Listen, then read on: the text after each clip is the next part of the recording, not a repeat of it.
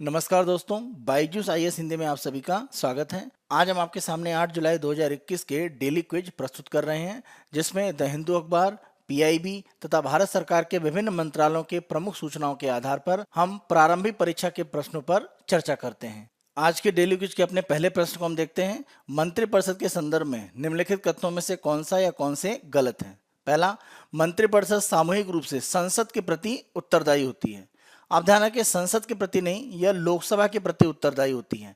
तो इसीलिए जो पहला स्टेटमेंट है यहाँ पर आपका गलत हो जाता है। ये संसद नहीं है, ये लोकसभा के प्रति मंत्रिपरिषद सामूहिक रूप से उत्तरदायी होती है। तो पहला पॉइंट आपका गलत है। दूसरा, मंत्रियों द्वारा राष्ट्रपति को दी गई सलाह की प्रकृति की न्यायालयों द्वारा जांच की जा सकती है। आप ध्यान रखें कि मंत्रियों के द्वारा राष्ट्रपति को जो भी सलाह दी जाती है उसकी प्रकृति क्या है, उसके संबंध में न्यायालय का किसी भी तरह से जो जांच का अधिकार है वो नहीं है। तो इस तरह की कोई न्यायिक समीक्षा नहीं हो सकती है। तो दूसरा पॉइंट यहाँ पर गलत है। तीसरा, राष्ट्रपति भारत के प्रधानमंत्री की सिफारिश पर ही किसी मंत्री को हटा सकता है। तो ध्यान रखें, राष्ट्रपति की सलाह के लिए एक मंत्रिपरिषद होती है जिसके प्रमुख के रूप में प्रधानमंत्री रहते हैं। तो प्रधानमंत्री की सलाह पर एक तरह से राष्ट्रपति के द्वारा मंत्रियों की नियुक्ति की जाती है। मंत्रिपरिषद के किसी भी मंत्री को अगर हटाना है तो प्रधानमंत्री की सलाह पर एक तरह से जो राष्ट्रपति हैं वो उन मंत्री को हटा सकते हैं। तो तीसरा स्टेटमेंट यहाँ पर आपका सही है, पहला दूसरा गलत है। तो आपसे गलत पूछा गया है, इसीलिए आपका आंसर हो जाता है ए, केवल 1 और 2। यह प्रश्न हमने आपसे इसलिए पूछा है क्योंकि कल ही भारत में केंद्रीय मंत्रिपरिषद का एक परिवर्तन किया गया है। कुछ मंत्रियों को पदों से हटाया गया है और उनकी जगह नए मंत्री शामिल किए गए हैं। प्रधानमंत्री कार्यालय की तरफ से एक संदेश है जिसमें प्रधानमंत्री जी के द्वारा नए जो भी सदस्य मंत्रिपरिषद में शामिल हुए हैं उनको बधाई दी गई है। इसी संदर्भ में हमने आपसे मंत्रिपरिषद के आधार पर एक क्वेश्चन पूछा हुआ है। डेली क्विज के अपने दूसरे क्वेश्चन को हम देखते हैं। निम्नलिखित में से कौन सा या कौन से सुमेलित हैं? गनबोट कूटनीति, विदेश नीति के लक्ष्यों को प्राप्त करने हेतु धमकी के लिए सीमित नौसेना बल का प्रयोग। गनबोट कूटनीति का अगर हम एक एग्जाम्पल देखें, ए देश के द्वारा मान लीजिए अपने कुछ लक्ष्यों को प्राप्त करने के लिए बी देश के साथ में मान लीजिए वो संघर्ष में है, तो बी देश को एक तरह से अपने जो भी विदेश नीति के लक्ष्य हैं उनको प्राप्त करने के लिए अगर ए के द्वारा छोटे स्तर पर नौसेना का उपयोग किया जाता है और मान लीजिए इस नौसेना के प्रयोग के कारण बी के द्वारा ए देश के पक्ष में कोई निर्णय लिया जाता है, इसे हम एक तरह से गनबोट कूटनीति का प्रयोग कह सकते हैं। दूसरा हम देखें सटल कूटनीति। देखिए यहाँ पर सटल का मतलब एक तरह से आवागमन के लिए है। सटल कूटनीति की जब हम बात करते हैं तो एक आधिकारिक मध्यस्थ होता है। हम किसी आधिकारिक मध्यस्थ को एक्स मान लेते हैं और उसका ए देश और बी देश दोनों के साथ मान लीजिए संबंध अच्छे हैं और ए और बी देश के बीच में मान लीजिए किसी तरह का कोई विवाद चल रहा है। दोनों देशों के बीच में जो विवाद है उसको हल करने के लिए अगर एक्स के द्वारा किसी भी तरह से राजनीतिक वार्ताएं की जाती हैं तो इसको हम सटल कूटनीति एक तरह से कहते हैं। और इसको प्रमुख रूप से अगर हम देखें तो 70 के दशक में वियतनाम युद्ध के समय की बात करें या 1971 में जो बांग्लादेश की आज़ादी का युद्ध हुआ था जिसमें भारत ने सफलतापूर्वक कार्य किया था, उस समय भी अगर हम देखें तो अमेरिका के राजनयिक थे हेनरी किसिंजर। उनके साथ प्रमुख रूप से इस डिप्लोमेसी को एक तरह से जाना जाता है।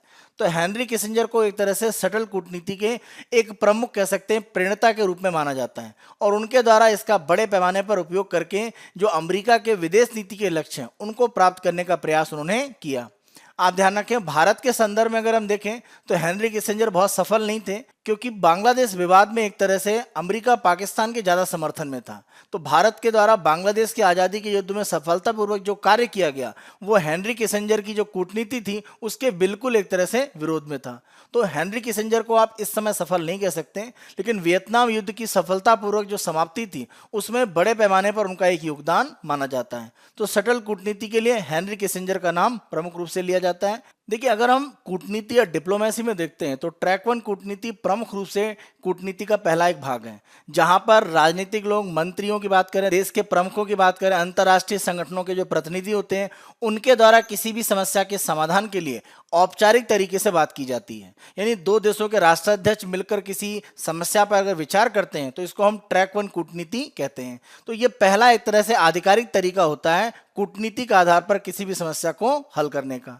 तो तीनों यहाँ पर हम पॉइंट देखें तो सही है। तो आंसर आपका डी, 1, 2, 3 तीनों सत्य हैं। यहाँ पर यह प्रश्न हमने आपसे इसलिए पूछा है कि ऐतिहासिक पृष्ठभूमि में अगर हम देखें तो हेनरी किसिंजर के द्वारा जुलाई 1971 में भारत का जो दौरा किया गया था और वहाँ पर प्रधानमंत्री उस समय की इंदिरा गांधी के साथ उनकी जो बैठक थी उसके संबंध में एक यहाँ पर आर्टिकल दिया गया है और इसी आर्टिकल से संबंधित हमने अलग अलग जो डिप्लोमेसी के प्रकार हैं उनके संबंध में आपसे क्वेश्चन पूछा हुआ है। अपने अगले क्वेश्चन को देखते हैं। हाल ही में चर्चा में रहा पैगासस क्या है? पैगासस की अगर हम बात करें तो ये एक तरह का स्पाईवेयर है जिसको एनएसओ ग्रुप ऑफ टेक्नोलॉजीज जो इजराइल की एक संस्था है उसके द्वारा डेवलप किया गया। मान लीजिए किसी ए व्यक्ति का स्मार्टफोन है और उस व्यक्ति की निगरानी करनी है, तो अगर उसके फोन में ये पैगासस स्पाईवेयर पहुंच जाता है तो पूरे फोन का जो नियंत्रण है जिसके द्वारा स्पाईवेयर डाला गया है वो आसानी से पूरा नियंत्रण इसका प्राप्त कर सकता है। यानी जो भी उसमें गुप्त बातें हैं, जो उन्होंने कॉल किए, मैसेज किए हैं, जितने भी चैट हैं, सभी आसानी से वो पढ़ सकते हैं। यहाँ तक कि इनक्रिप्टेड जो भी मैसेज है उनको पढ़ने की भी यहाँ पर एक क्षमता मिल जाती है। इस स्पाईवेयर के माध्यम से प्रमुख रूप से अगर हम देखें तो विभिन्न देशों में मानवाधिकार कार्यकर्ता, उसके अलावा सामाजिक कार्यकर्ता या किसी भी देश में अगर सरकार के विरोध में जो लोग कार्य कर रहे हैं उनकी निगरानी करने के लिए इसको प्रमुख रूप से उपयोग किया गया। इसीलिए यहाँ पर आंसर आपका हो जाएगा बी। यह एक प्रकार का मैलवेयर है जो लक्षित उपकरण की पूर्ण निगरानी कर सकता है। तो आंसर आपका बी। यहाँ पर यह क्वेश्चन हमने आपसे इसलिए पूछा है क्योंकि ऑनलाइन रूप में एक डाटाबेस जारी किया गया है जिसमें यह कहा गया है कि पैगासस का उपयोग करके किस तरह से अलग अलग लोगों की निगरानी की गई है और इसके संबंध में जो जानकारी है उसे फॉरेंसिक आर्किटेक्चर, एमनेस्टी इंटरनेशनल और सिटीजन लैब इन संगठनों के द्वारा प्रमुख रूप से ऑनलाइन आधार पर जारी किया गया है। हम अपने अगले क्वेश्चन को देखते हैं। निम्नलिखित कथनों पर विचार कीजिए। यह क्षेत्र अकाबा की खाड़ी से घिरा हुआ है। तिरान जलडमरू मध्य दो जल निकायों को जोड़ता है। इसकी तटरेखा भूमध्य सागर और लाल सागर को स्पर्श करती है। प्रश्न में किस देश की चर्चा की गई है? तो ये तीनों जो बिंदु दिए गए हैं उन पर अगर हम विचार करें तो यह किस देश के साथ मिलता है? तो इस प्रकार के प्रश्न के लिए आपको मैप की जानकारी होना एक तरह से आवश्यक है। यहाँ पर अगर हम मैप देखें तो ये हिस्सा एक तरह से गल्फ ऑफ अकाबा यानी अकाबा की खाड़ी कहलाती है। अगर आप इस मैप को देखें तो लाल सागर का जो ऊपरी भाग है एक हिस्सा तो गल्फ ऑफ स्वेज यानी स्वेज खाड़ी है और दूसरा गल्फ ऑफ अकाबा कहलाता है। अकाबा की खाड़ी के अगर हम पूरी भाग में देखें तो ये सऊदी अरब का भाग है और पश्चिमी हिस्सा देखें तो मिस्र का सिनाई क्षेत्र पड़ जाता है। अकाबा की खाड़ी में अगर आप प्रवेश करना चाहते हैं यानी अगर आप दक्षिण की तरफ से अकाबा की खाड़ी में जा रहे हैं तो ये सकरा एक तरह से पानी का भाग है क्योंकि यहाँ आप देखें तो ये सिनाई प्रायद्वीप है मिस्र का हिस्सा और ये द्वीप है यहाँ पर तिरान। तो तिरान द्वीप और सिनाई के बीच में ये जो सकरा पानी है इसी को तिरान जल संधि कहा जाता है या तिरान जलडमरू मध्य। तो यहाँ पर आप ध्यान रखें ये जो तिरान जलडमरू मध्य है ये अकाबा की खाड़ी का एक तरह से प्रवेश द्वार माना जाता है। अगर हम यहाँ पर इस मैप को देखें तो तीनों हमारे जो विकल्प हैं जो हमें दिए गए 1 2 3 वो मिस्र के साथ में एक तरह से मिलते हैं। अकाबा की खाड़ी से देखिए ये जो सिनाई प्रायद्वीप का भाग है वो एक तरह से इससे घिरा हुआ है। तो पहला पॉइंट आपका सही हो जाता है। दूसरा, तिरान जलडमरू मध्य दो जल निकायों को जोड़ता है। यहाँ पर आप देखें तो ये अकाबा की खाड़ी और ये निचला हिस्सा लाल सागर का उसको जोड़ने का काम करती है ये तिरान जलडमरू मध्य। ये भी पॉइंट सही है। तीसरा, इसकी तटरेखा भूमध्य सागर और लाल सागर को स्पर्श करती है। तो यहाँ पर आप देखें ये भूमध्य सागर की तटरेखा है मिस्र की और अगर हम ये हिस्सा देखें तो ये लाल सागर की तटरेखा है। तो दोनों पर ही एक तरह से मिस्र उपस्थित है। इसीलिए यहाँ पर तीनों पॉइंट आपके मिलते हैं मिस्र के साथ में। तो आंसर है आपका बी। ये क्वेश्चन हमने यहाँ पर इसलिए लिया है आप लोगों को ध्यान हो कि मार्च 2021 में स्वेज कैनाल में एक जहाज फंस गया था जिसका नाम था MV एवर गिवन। इस जहाज को मिस्र प्रशासन ने स्वेज नहर से आगे बढ़ने का एक तरह से अनुमति अब दे दिया है। डेली क्विज के अपने दूसरे भाग में हम आते हैं जहां पर हम यूपीएससी के द्वारा विगत वर्षों में पूछे गए प्रश्न आपको प्रैक्टिस के लिए देते हैं। आज हम 2017 में यूपीएससी के द्वारा पूछे गए प्रश्न को दे रहे हैं। निम्नलिखित में कौन सा या कौन से भारत में 1991 में आर्थिक नीतियों के उदारीकरण के बाद घटित हुआ या हुए हैं? तो पहला देखें, सकल घरेलू उत्पाद में कृषि का अंश बृहत रूप से बढ़ गया है। देखिए बिल्कुल गलत स्टेटमेंट है। 91 के बाद आप देखें तो कृषि का जो अनुपात है हमारे जीडीपी में वो लगातार घटा है और सेवा क्षेत्र वो तेजी से बढ़ा है। तो ये जो कहा जा रहा है कि कृषि का अंश बृहत रूप में बढ़ा है ये गलत है। दूसरा, विश्व व्यापार में भारत का निर्यात का जो अंश है वो बढ़ा है। अगर हम देखें तो चीन के साथ हम विश्व की सबसे तेजी से बढ़ने वाली अर्थव्यवस्थाएं हैं। तो उभरती अर्थव्यवस्थाओं में भारत एक प्रमुख अर्थव्यवस्था है। तो विश्व निर्यात में हमारा हिस्सा बढ़ा है।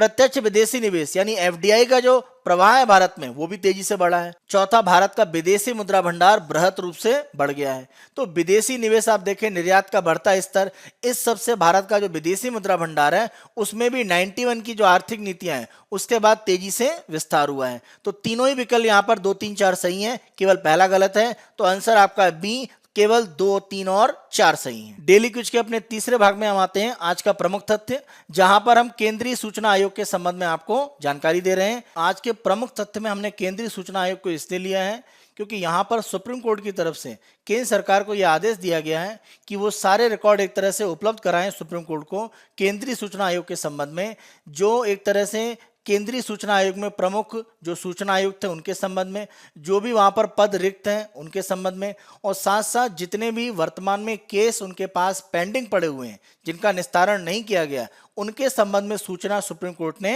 मांगी है। तो यहाँ पर हम केंद्रीय सूचना आयोग के संबंध में प्रमुख रूप से चर्चा कर रहे हैं।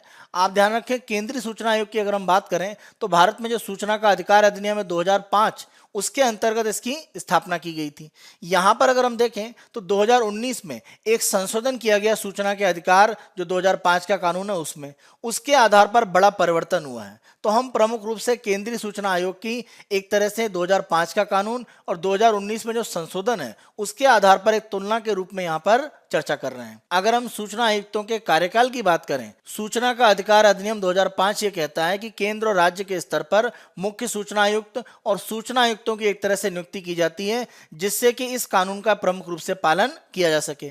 इसके आधार पर यह कहा गया है कि जो मुख्य सूचना आयुक्त हैं और अन्य जो सूचना आयुक्त हैं वो चाहे केंद्र में या राज्य स्तर पर, इनको 5 वर्ष के लिए नियुक्त किया जाता है।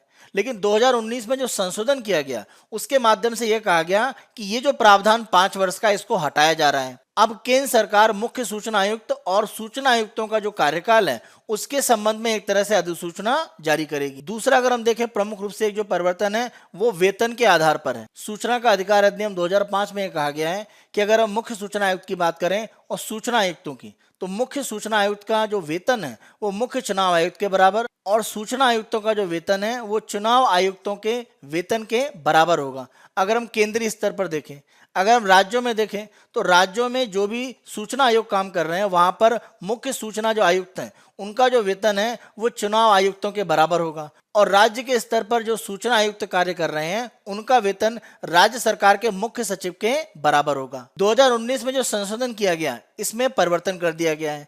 अब केंद्र और राज्य में जो भी मुख्य सूचना आयुक्त हैं और जो सूचना आयुक्त हैं उनके वेतन, भत्ते और सेवा के अन्य जो नियम और शर्तें हैं वो केंद्र सरकार के द्वारा निर्धारित की जाएगी। तीसरे प्रमुख अंतर के रूप में अगर हम देखें तो वेतन कटौती का अगर हम भाग देखें तो सूचना का अधिकार अधिनियम ये कहता है कि अगर हम मुख्य सूचना आयुक्त की बात करें या सूचना आयुक्तों की बात करें केंद्र और राज्य दोनों स्तर पर, तो अगर नियुक्ति के समय पिछली किसी सरकारी नौकरी में से अगर उनको रिटायरमेंट के बाद किसी भी तरह का पेंशन या अन्य सेवानिवृत्ति लाभ मिल रहा है तो वो भाग उनके वेतन में से हटा दिया जाएगा। और जब हम पिछली सरकारी सेवा की बात करते हैं तो इसमें केंद्र सरकार, राज्य सरकार के जो भी नौकरियां हैं वो शामिल हैं।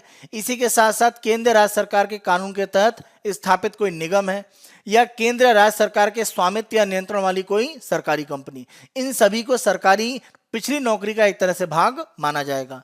2019 में ये जो संशोधन किया गया 2005 के सूचना अधिकार अधिनियम में, उसके माध्यम से ये प्रावधान भी एक तरह से हटा दिए गए। ये हमारा 8 जुलाई 2021 का डेली क्विज था। आने वाले दिनों में अन्य दिनों के डेली क्विज हम आपको इसी तरह से उपलब्ध कराते रहेंगे। बायजूस आईएएस हिंदी को आप बहुत पसंद कर रहे हैं, अधिक से अधिक संख्या में लाइक, शेयर और सब्सक्राइब अवश्य करें। धन्यवाद।